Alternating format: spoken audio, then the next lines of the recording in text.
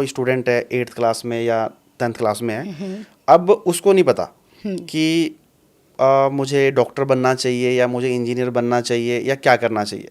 तो first of all तो जैसे ये मेरी खुद की एक पर्सनल प्रॉब्लम थी, मुझे कोई आइडिया नहीं था कि मैं पढ़ने में अच्छा था बट मुझे ये नहीं पता था कि मुझे क्या करना चाहिए क्या नहीं करना चाहिए। हमारी फैमिली उस तरीके की नहीं थी जो इन चीज़ों को समझ सके कि अगर आपको डॉक्टर बनना है तो आपको बायोलॉजी लेना है या अगर आपको इंजीनियर बनना है तो आपको नॉन मेडिकल लेना है। तो खुद से ही जो चीज़ें फिगर आउट होती रही, किसी दोस्त ने कुछ बोल दिया भाई नॉन मेडिकल कर ले तो नॉन मेडिकल कर लिया। बट एज अ टीचर आप इस चीज़ को कैसे देखते हो और आप कैसे इस चीज़ पर लोगों को या स्टूडेंट्स को गाइड करोगे कि कैसे उनको अपना आफ्टर 10th क्लास कैसे अपने कैरियर या अपने जो स्ट्रीम है कैसे चूज़ करना चाहिए? देखो सर, जब भी बच्चा +1 में आता है ना, बेसिकली हम बच्चों से पूछते हैं कि आपने मेडिकल नॉन मेडिकल क्यों लिया है। कुछ बच्चे क्या देते हैं कि मैम इंटरेस्ट के बेस पे लिया है ना। राइट।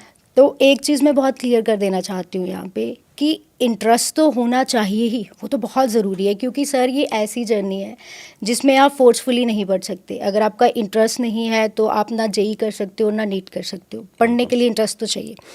इंटरेस्ट के साथ एक और चीज़ चाहिए, दैट इज़ एनालाइज करने की पावर, मेमोरी जो आपकी शार्प होनी चाहिए। क्योंकि नीट एक ऐसा एग्ज़ाम है, मैं बता देती हूँ आपको, जिसमें बच्चे की एक्यूरेसी, बच्चे की स्पीड, बच्चे की मेमोरी, बच्चा कैसे एनालाइज कर रहा है चीज़ों को, वो सारा कुछ चेक होता है।